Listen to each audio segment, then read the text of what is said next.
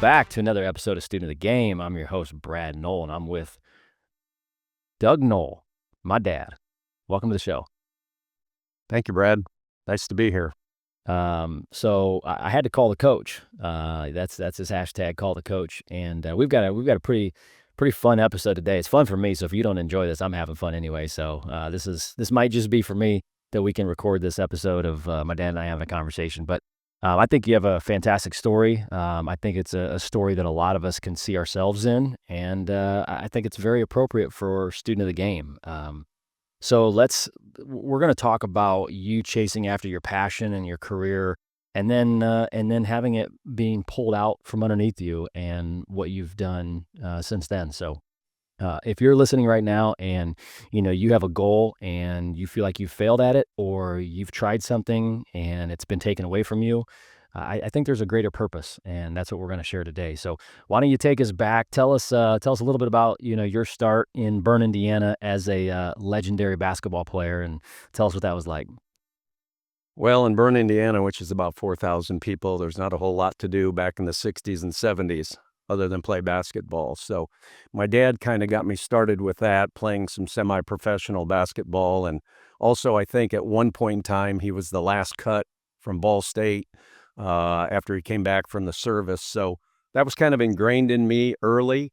And I just kind of had a passion for basketball. It seemed like it fit me and who I was. I tried football, got hit too hard. But basketball was always a sport for me.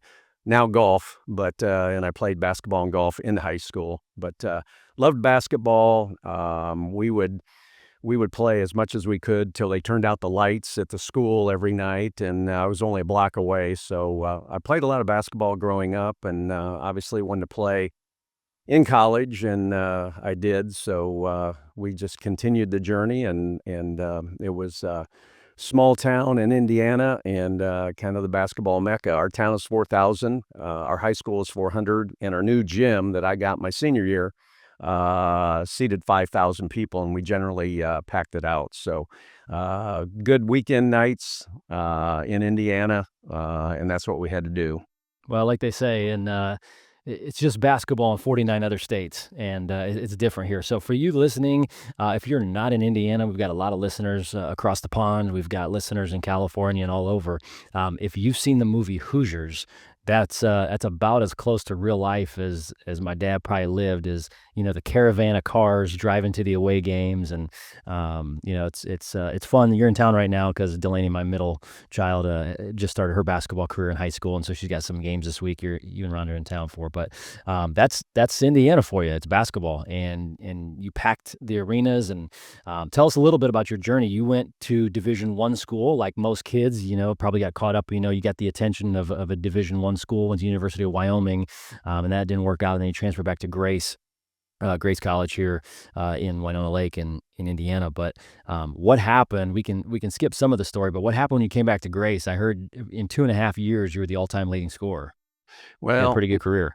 yeah, it was pretty good. Not quite, but I enjoyed my year at the University of Wyoming, and really wasn't ready for Division I basketball. But I decided to go back to Grace College in Winona Lake, Warsaw, Indiana. And Phil Hoskins, who happened to get the coaching job at Grace College, recruited me. And so I went back to Grace. I had to sit out my first semester. That was the rules back then. I actually should have set out the full year and then had 3 full years, but I didn't. And so I started my first games with Grace College out in the Virginia area. And remember, I didn't start my first game, and my second game I had 39 points, and my third game I had 30. So it kind of jump started from there. My career average is somewhere around 27, 28 points a game at Grace College, but only playing 2.5 years. I'm not quite the leading scorer all time at Grace. I do have some records, free throw and those types of things, and scoring per year. Still to this day, or when you graduated? Still to this day.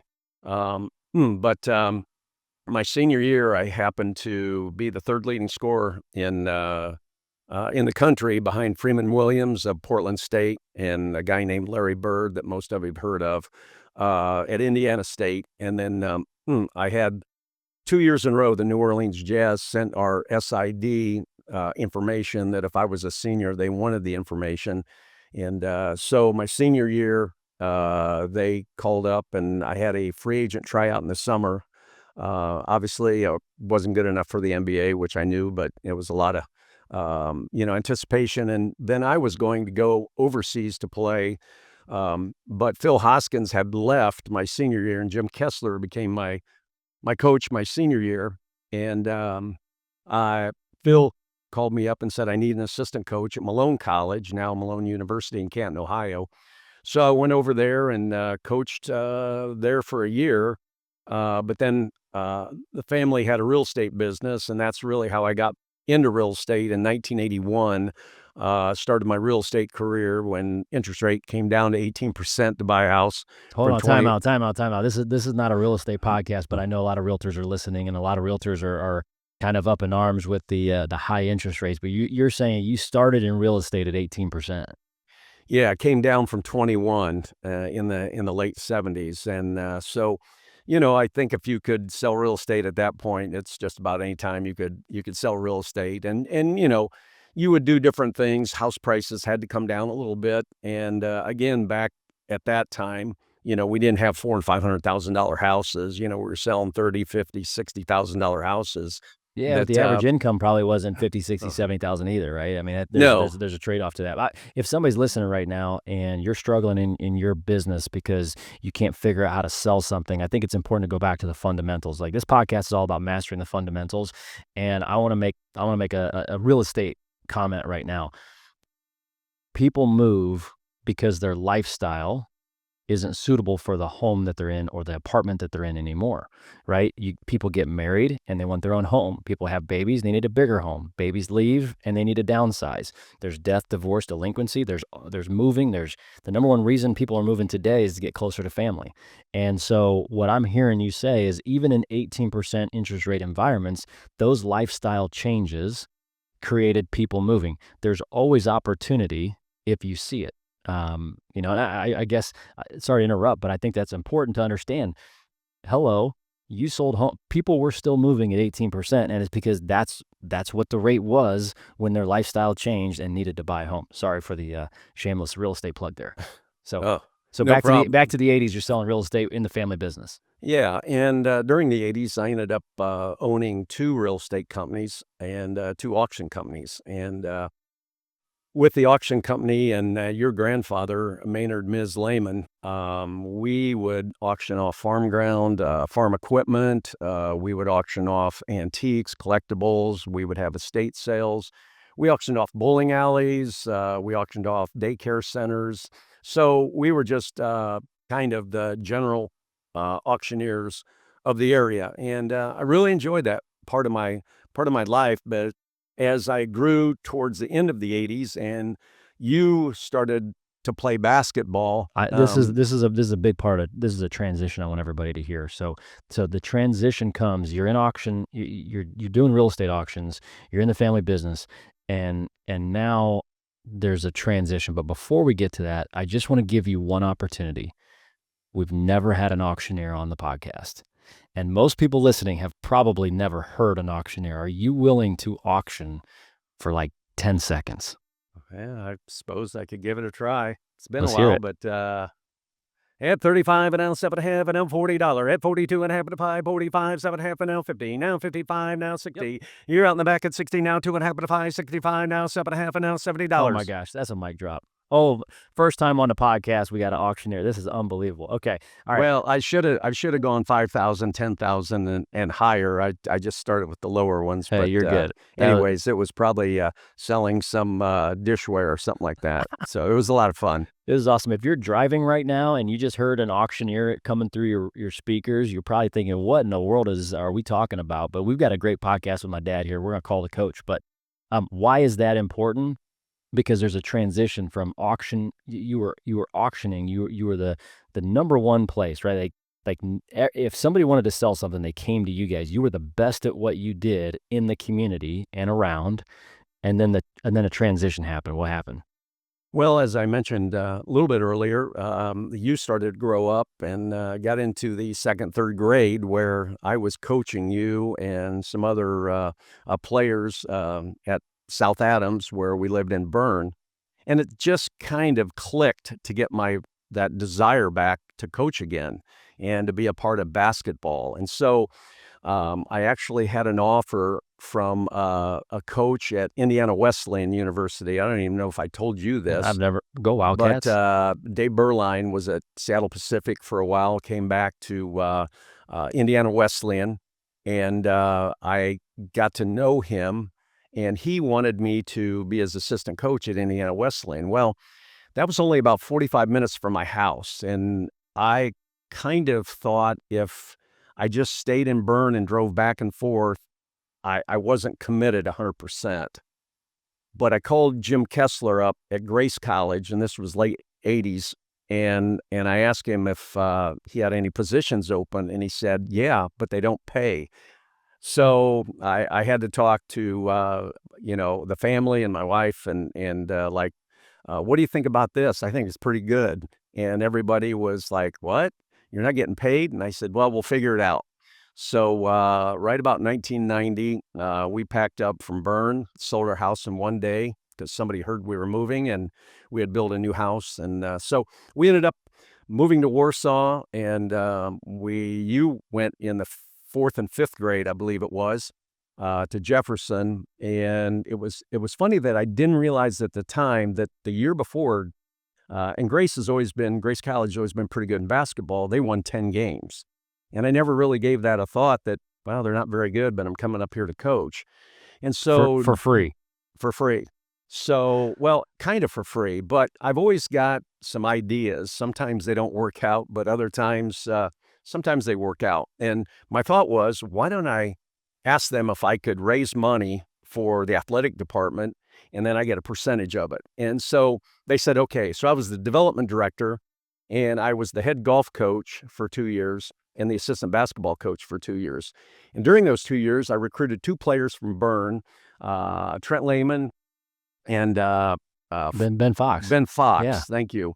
And both of them helped us win the national championship my second year at Grace College. We were 32-5. And that springboarded me to the next phase of my life when we moved out of Warsaw, moved to Spring Arbor, Michigan, and Spring Arbor University. So what was it like? So here you are, you're in real estate, the most successful real estate company around, and you get this itch.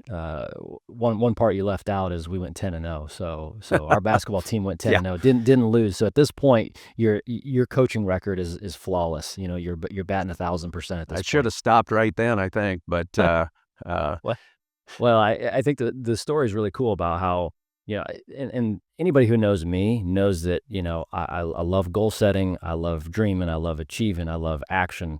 I think big, and I follow my heart, my passion, and a lot of that comes from, what was modeled, at home, for me, from what you and mom did, and for you to understand the story now, having kids, it hits a lot different than it did back then, as the kids say. And so you went there without a promise of a paycheck of like, I want this so bad, I'm willing to come up with ways in which I can make a living by doing what I love. And I think that's, for me, that's a lesson that's always stuck. And if you're out there, you know, thinking about like you're struggling in your business, I think the first question to ask is like, are you even passionate about this?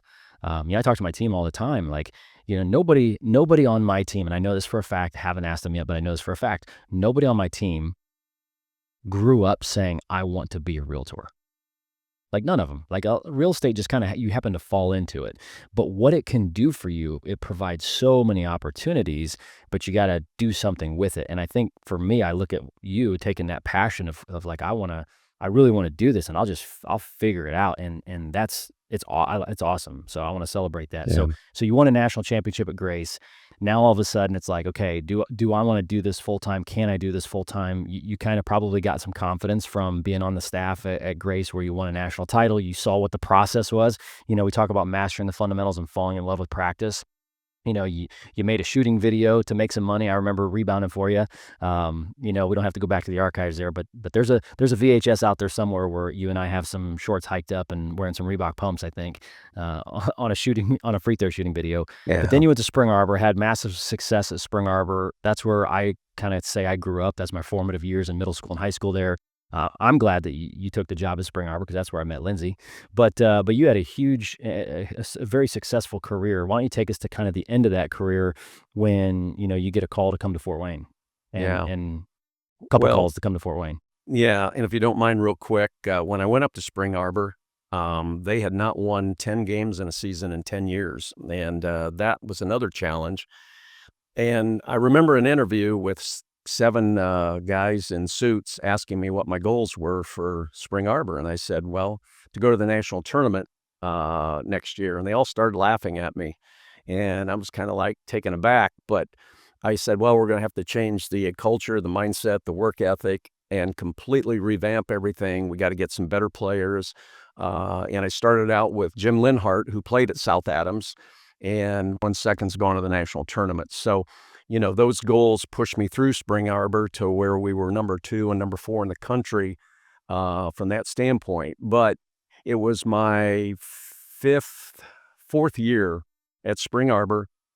I, had job interviews at Grand Valley State and also, Indiana, Purdue, Fort Wayne, and, obviously, I'm from the Fort Wayne area. Burn's about 30 miles south. But, I came down and you were going to be a sophomore in high school, and, talked to Coach Rob Irwin, who used to come to Lancer basketball camp when he was little. We ended up, talking about coming to Carroll High School, but for some reason, I was offered the job at IPFW, and it was probably 1996, but for some reason, it just didn't fit or feel right to me.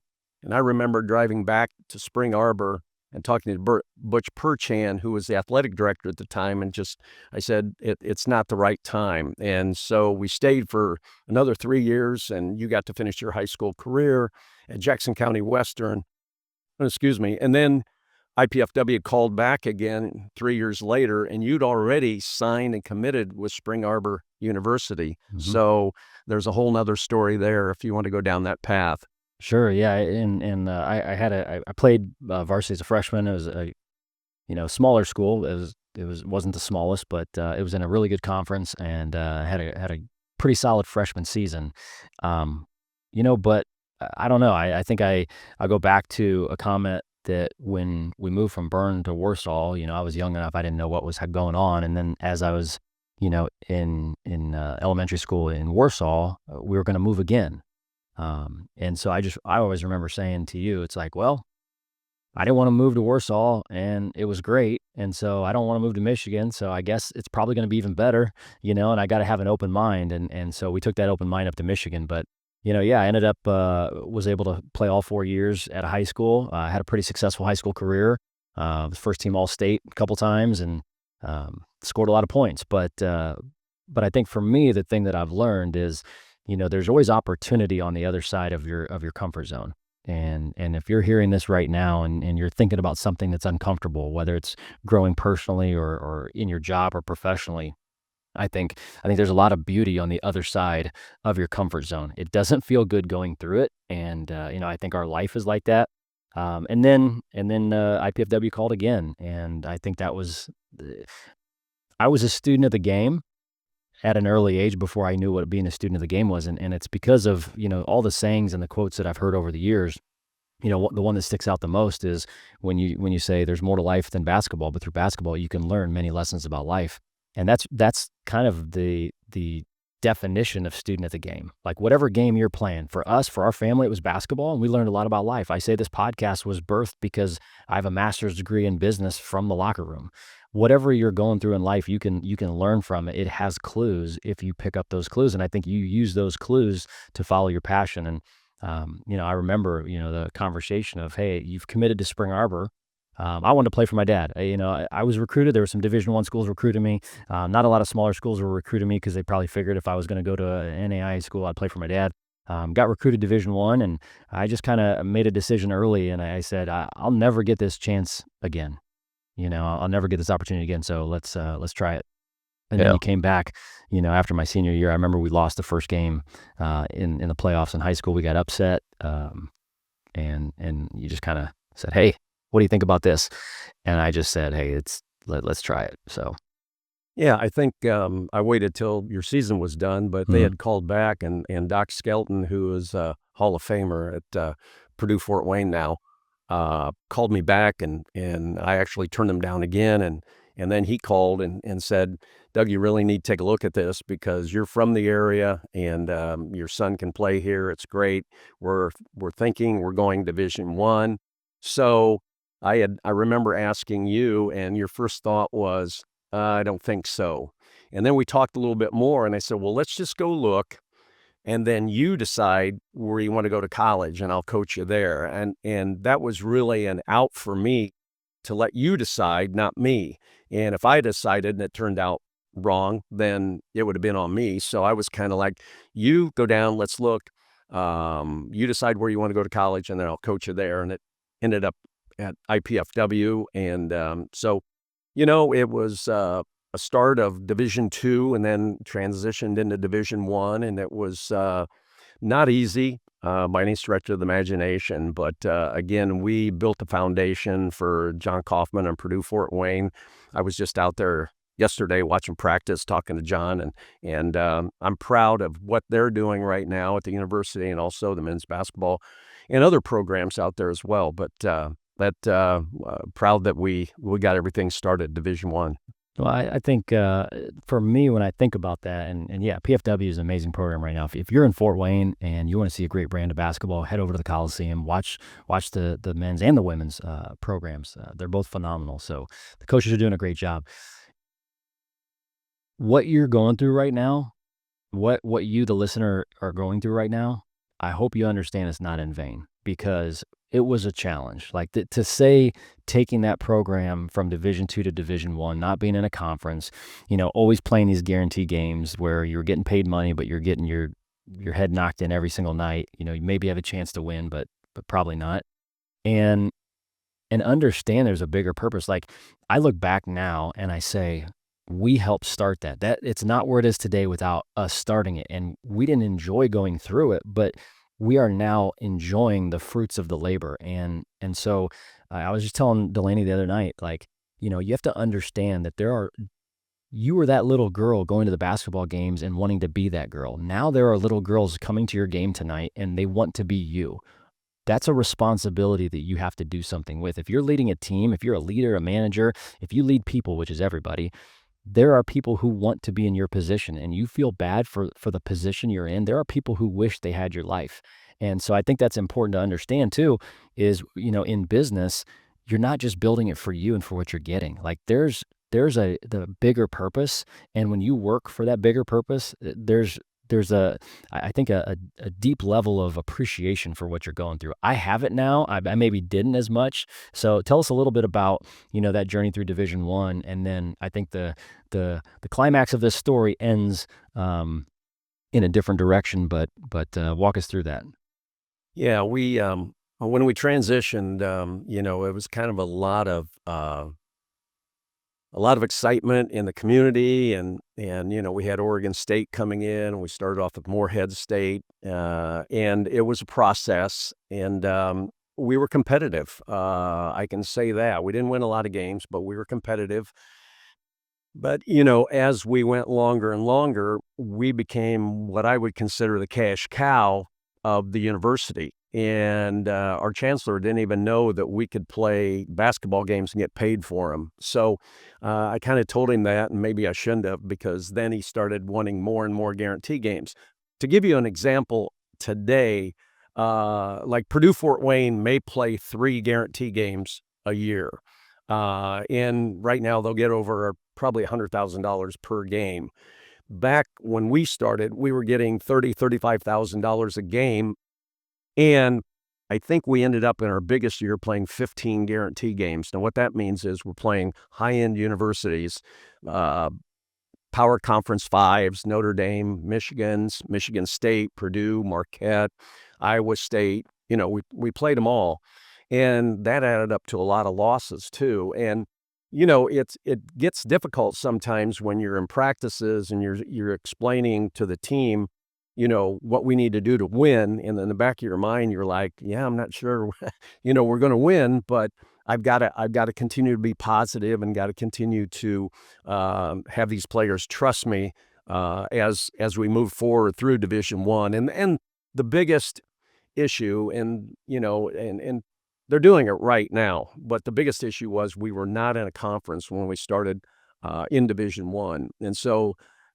you couldn't play conference games, you didn't have rivals, IUPUI maybe was our only rival, and, but as we went through it and I look back today, I don't remember a whole lot of the bad. I remember a lot of the good, the relationships that have been built, the players that I still stay in touch with. And going out to practice yesterday, coach had him in a circle and called me over and introduced me to the team. And because I was actually at Norfolk State last year in their very last game where they were playing in the coaches tournament at the end of the year for the championship and got beat, but I got to see the team there. So, he said, "Hey, if you guys don't know Coach Noll, he's the one that built this foundation and started the program 23 years ago in Division One. So it's come a long way, but at the end of the day, we didn't do the job we wanted to, but we did the best we could.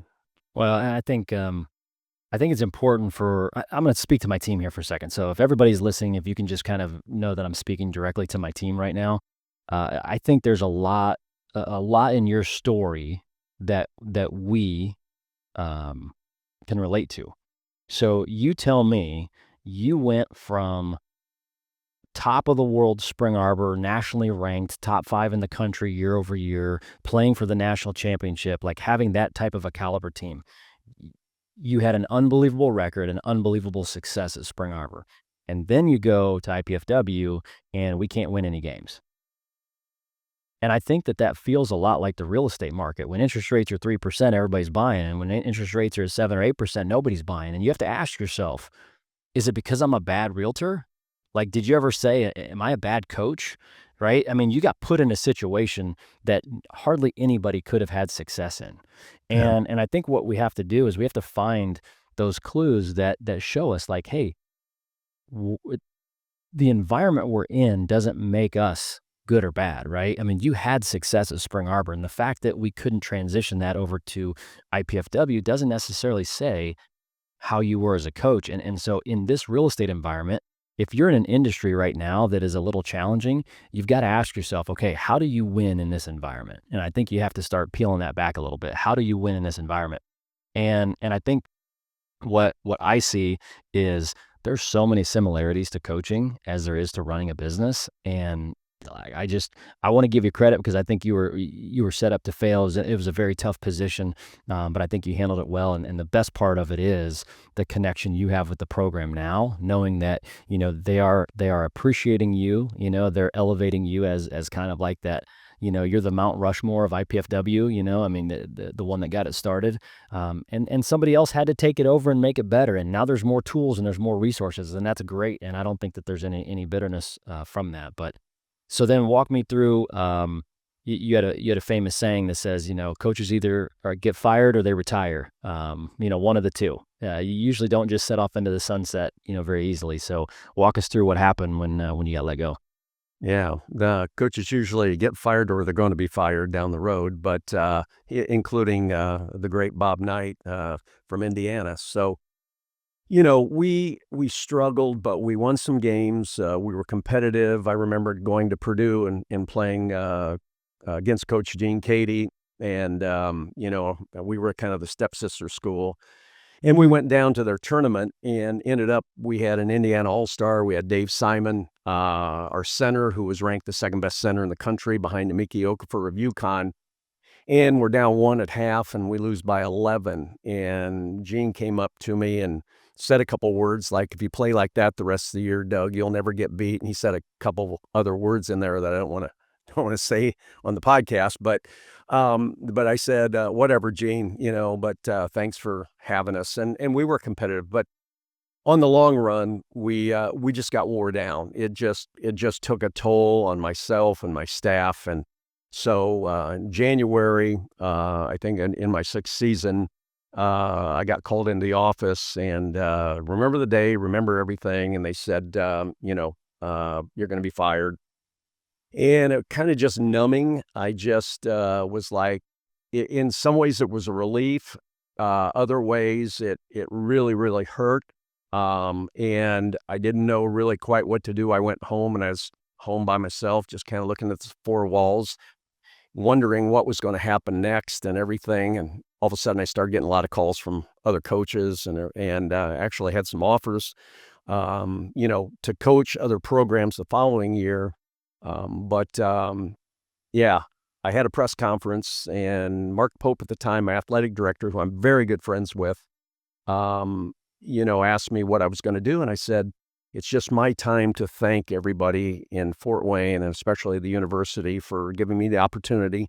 We didn't get there. We didn't finish what we started. But I wanted to thank the media.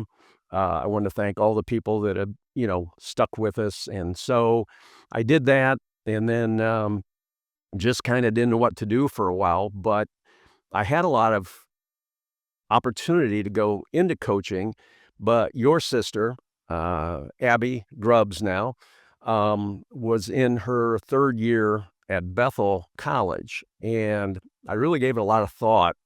But it's like, I got to see you every day in practice. I got to see you play every game for 4 years, but I didn't get to see Abby a lot. And so if I went into coaching and had to move to Texas or something, I just didn't feel like that was a good move for me at the time and the family, and so I decided not to go into coaching, but to stay in Fort Wayne, and I got to see Abby play the last couple years of her career, where she became the all-time leading scorer at Bethel College for at least 1 year, and, they went to the national tournament, so it was really a good decision. A part of that, Brad, I can tell you, is there's always ups and downs in life, and there's two things that can happen. One, you can get bitter about the whole thing. And if you're bitter and upset and angry, the people you're bitter and upset and angry at, they don't know that. It's just you carrying on inside. The other part is you can get better and you can move on and chalk it up to experience with all the kids that I, have been able to coach, all the people that I knew in Fort Wayne. And to this day, I can walk back to a ball game like we did the other night and see 8 to 10 people that I've had relationships with, and chat with them tonight. I'm sure the Homestead game, I'm going to see a lot of people, and there's a lot of people coming out that know me that are coming out to the game to see Delaney play because relationships I have with them. So I always look at it that it's there's always going to be struggles in life and you're always going to have ups and downs. But the biggest thing is, you just got to keep moving forward and, you know, learn from situations and mistakes, but don't carry them with you. Just continue to be positive and be a shining light. I like the golden rule. That's how I grew up. I want to treat people like I want to be treated. I want to be kind. And so, I moved on from that, stayed in Fort Wayne. It was difficult for a while, but after the fact, you look back now and you're proud of the program that they have out there at Purdue Fort Wayne. Yeah, no, thanks for sharing that. I don't know many people that are willing to just jump on a podcast and talking about the time that they got fired because it's humbling, and probably humiliating, but humbling at the same time. And I have a lot of respect for you and for many coaches that are out there because what the general public doesn't understand is the news does not follow you to work. I mean, picture this.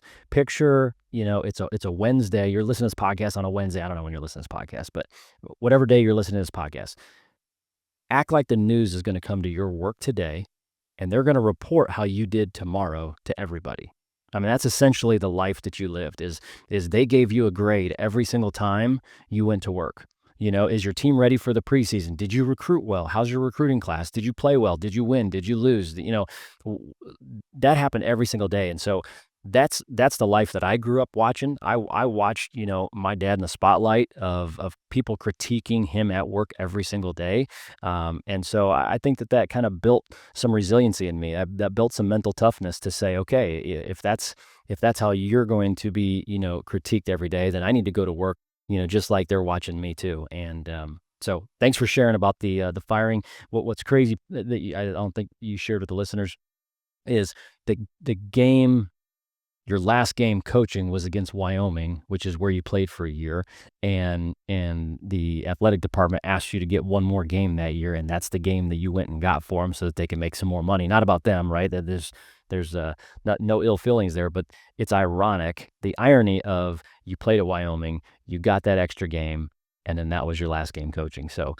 thanks for sharing about that because, like I said, I think people can see their own selves, their own story in that story. So we talk about we're going a little rogue today. I got my dad on a podcast. If you don't know this, and we usually talk about mastering the fundamentals. We talk about falling in love with practice and winning at the game of life. And we could probably do an hour podcast. May have you back as a guest again, and get through some story time. But winning at the game of life. This is something that I got to share something real quick. So after you got fired, you had a basketball academy. You gave lessons to kids. You were one of the premier places where kids in our area came for lessons for basketball training. Now there's a bunch of options, and there's a lot of really good options. But you were kind of at the forefront of that. We'll skip over that. But then one day, I remember just sitting and talking to you. I'm like, man, you should get your real estate license. You're like, "What? No, I already did that in the '80s." I said, "Hey, interest Again, rates again, interest rates are not 18%, okay? I get your real estate license. You know everybody in Fort Wayne." And at that time, I just started building a team, and I said, "We'll take care of everything. You just got to go meet people and help people buy and sell homes, and we'll take care of everything else." I remember this story. I don't. It's been a while since I've shared this with you, but so technically, like this isn't how we were. Like I'm the leader of Knoll Team Real Estate. Okay, I don't look at myself as the boss, but if for the sake of the drill, let's just say I'm the boss at Knoll Team Real Estate. I remember I played for you, and as much joy as I got from it, it was miserable playing for you physically. Like more sprints, more running, more training, right? And you put me through the ringer. And now I get to be your boss, and I'm like, this is gonna be amazing. I can't wait to make him run a sprint. karma. Yeah. But I remember going to lunch one day with you, and I think it was the summer, it was hot, I had some shorts on, we went and got some sushi or something, and I remember, one of your buddies coming in, and, he looked at me, I could tell he was eyeing me up and down, wearing my shorts, and he looked at me and said, "Your boss lets you wear shorts to work?" And I didn't have the heart to tell him who was the boss at that point, but I let that one slide. But it was a lot of fun having you on our real estate team, and you had a lot of success in that because I think this is the theme I want the whole entire podcast to know is everybody needs a coach. Everybody needs a coach, and you being an actual coach, you coached people in their real estate decisions.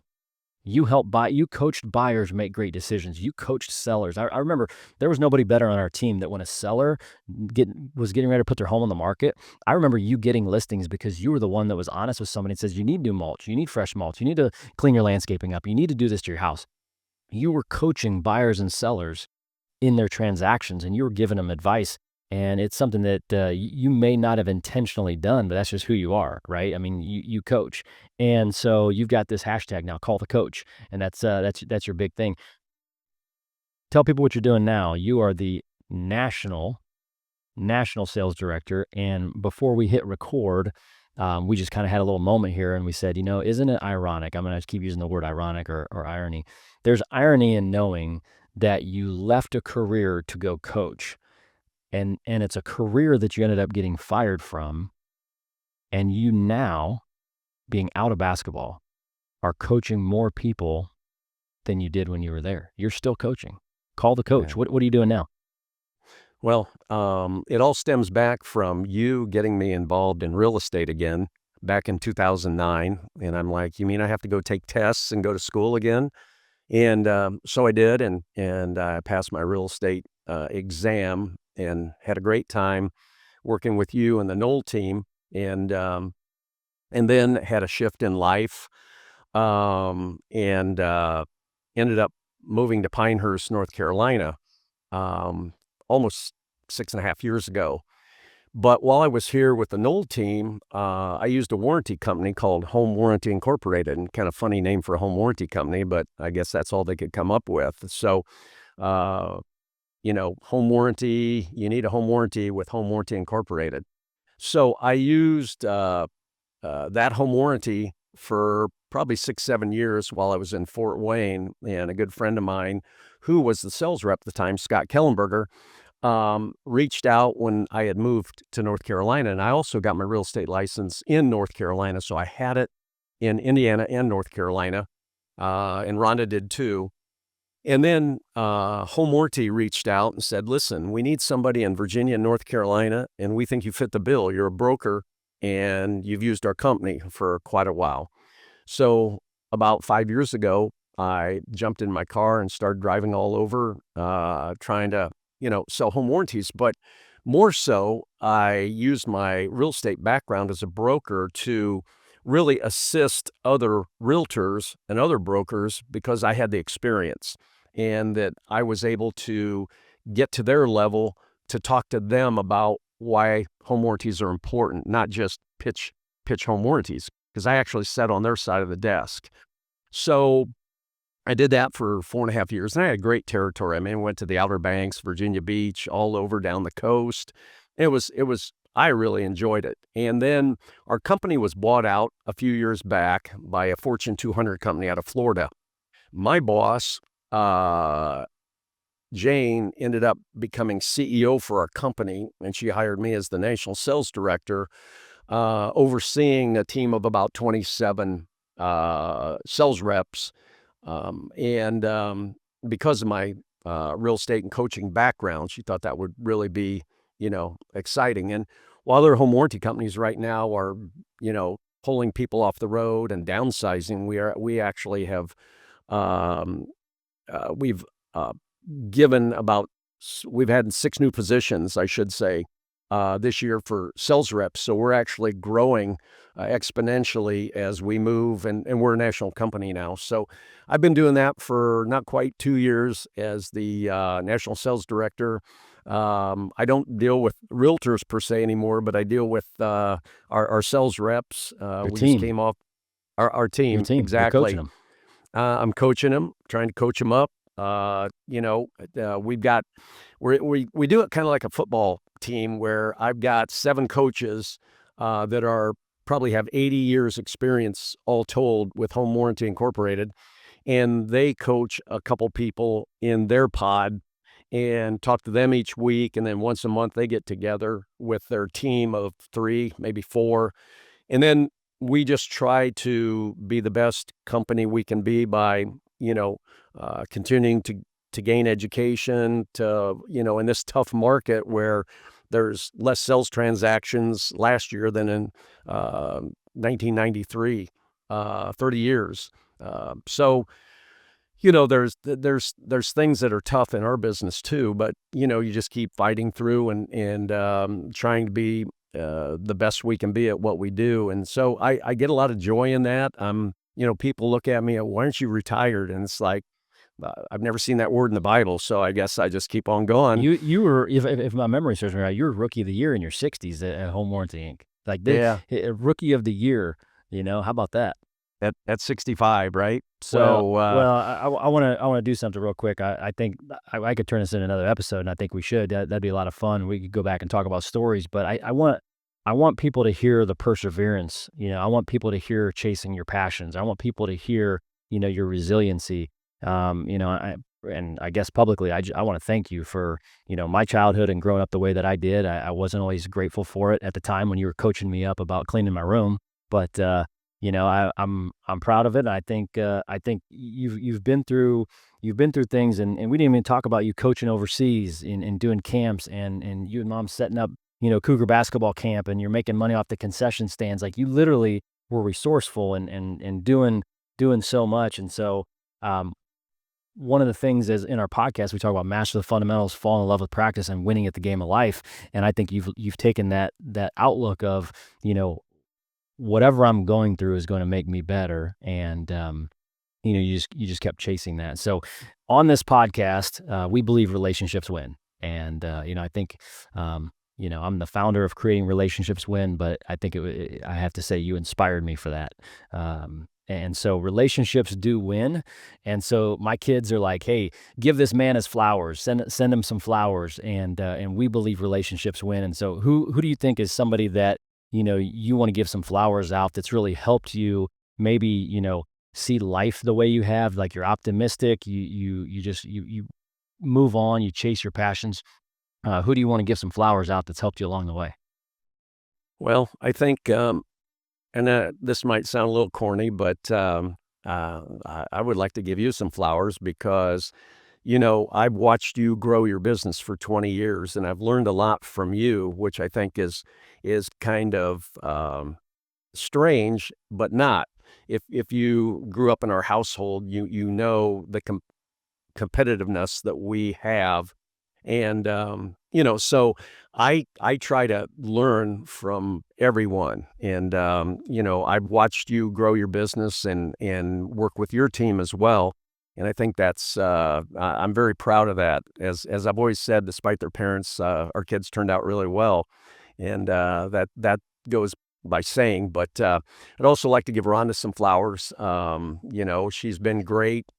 She's gone down to Pinehurst, and I remember when I asked her, we were going down 3 or 4 times a year, and one day I said, "You ever think about moving there?" And she's like, "Yeah, you'd leave your kids and grandkids?" And I said, "Yeah, they can come visit. They might like to play golf too." So, And now but we did. Now we got a golfer who came down yeah, and play. now That there was you fun. go. So, those are they're 2, but your family as well has been great, and, I'm here this weekend just because I'm a proud grandpa and I got to watch my granddaughter play golf, and now I got the middle granddaughter get to watch her play basketball, so it's a family thing, but, it's, really important and, family first, and so, that's been great.